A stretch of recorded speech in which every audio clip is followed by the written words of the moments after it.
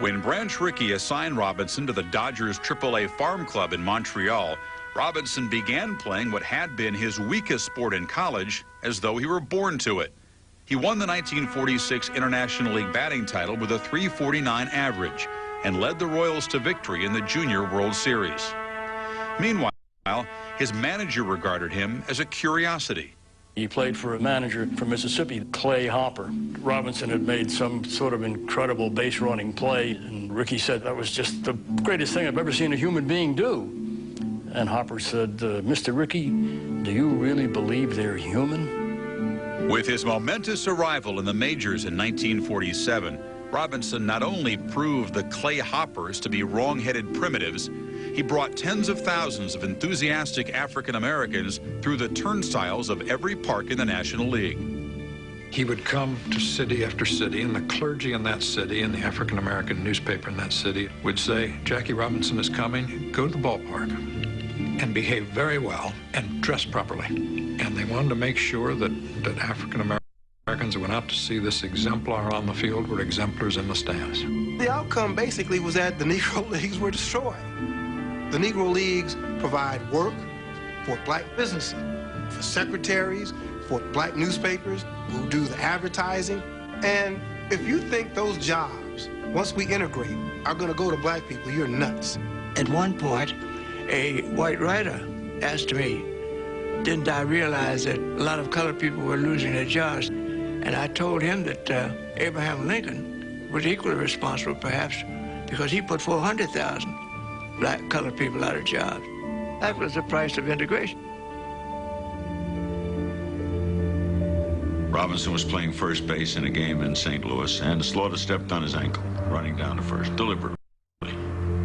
Drew a little blood, stood on first base, spit out tobacco juice, looked him in the eye. Robinson didn't say anything. Nothing.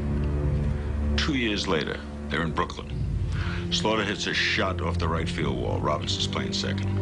The throw comes into second. Robinson tags Slaughter full in the mouth, knocking teeth out, drawing blood, and said to him, I never forget. In 1949, after 2 lip-biting major league seasons, a hidden side of Robinson began to emerge in all its manhood. After 2 years, Mr. Rickey took the gag off, and it just burst out of Jackie. From then on, he was a guy who could vet his anger, and he had quite a lot of feuds with different people, especially with the Giants. Sal Magley was a great pitcher for the Giants. He'd either hit or he'd throw very close to Jackie. There was something between them, evidently, because one time Jackie bunted towards first base, and he was hoping that Sal would come over. Well, as it turned out, Davy Williams caught the ball from Sal, stepped into the base, and Jackie just ran right over him. Davy was never the same. Robinson was not a pacifist. He had a temper and an amazing vocabulary of 4-letter words. They called him Tykov in Technicolor. He was very aggressive. He'd do anything if you got in his way, he'd knock you down. Guys would say things to Jackie, and Jackie says, let's go right under the stands and let's meet. And guys say, okay, and they take 2 steps and they change their mind and come back. Hard as he was on the opposition, Robinson did not spare his own teammates from his wrath. If he thought I wasn't putting out or I was down a little bit, he'd come in and chew me out, or he'd look at me from second base and say, hey, let's go. Cut out the crap, let's go. But his toughness, intelligence, and courage were only 3 of his many parts. A 4th changed the majors almost as much as the color of his skin. Jackie Robinson was Showtime. Jackie Robinson brought to the major leagues the style of the Negro Leagues.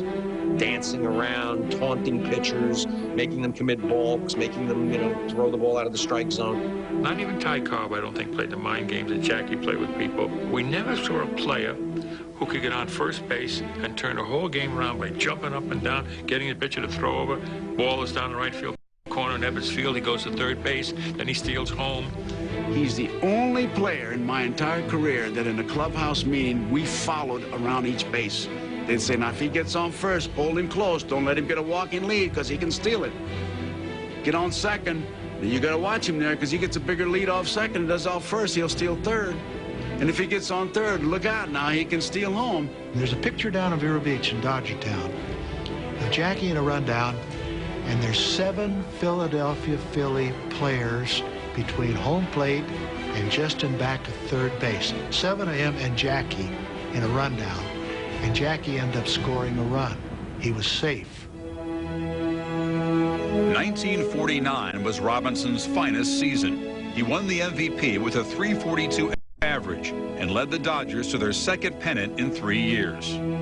At 30, he was universally regarded not only as the first black in the majors, but as a great player. When you consider that the man played in 4 World Series, one at first base, one at second base, one at third base, and one in left field, you have to know immediately what kind of ability he had.